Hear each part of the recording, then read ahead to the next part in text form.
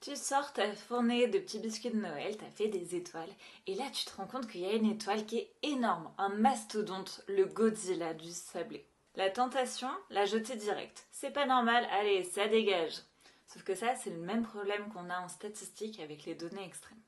Avant de virer un biscuit mutant ou alors une donnée extrême en statistique, tu peux te poser 3 questions. Dans un tableau Excel, par exemple, ce que tu peux te demander, c'est est-ce que le lutin n'a pas fait une erreur de saisie? Ça arrive, des fois ça se rectifie, donc pas de souci là-dessus. Après, ce que tu peux te poser comme question, c'est que peut-être ce biscuit, il appartient pas à la bonne fournée. Peut-être que c'était une autre recette, il s'est retrouvé dans le paquet par hasard. Et en statistique, c'est pareil. Peut-être qu'en fait, cette donnée extrême-là, elle appartient même pas à la population d'intérêt que tu voulais regarder. Peut-être que tu avais des souris, tu t'es retrouvé avec un éléphant, bon, au final, ça va pas bien se passer, quoi. Et la troisième possibilité, c'est que c'est peut-être un biscuit rare, mais voilà, qui faisait partie de la recette, qui a réagi bizarrement par rapport aux autres.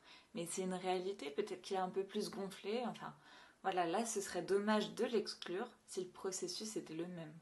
Après, ceci étant dit, le problème des données extrêmes, c'est qu'elles ont tendance à influencer un peu trop les conclusions. Dit autrement, tu racontes pas exactement la même histoire si tu le gardes, cette donnée extrême-là, ou si au contraire tu la retires. Et donc ça, c'est à toi de voir, suivant ta thématique, si c'est important ou pas. Une option, des fois, c'est de donner les deux résultats, avec données extrêmes, sans données extrêmes. Alors pour le repérer, tu as des indicateurs quantitatifs comme Grubbs, Dixon.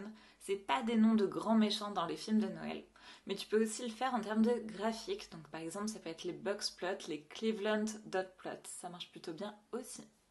Alors moralité, ne jette pas le gros biscuit parce qu'il te dérange. Vérifie d'abord si c'est une erreur, si c'est un intrus, ou alors une réalité de ta fournée.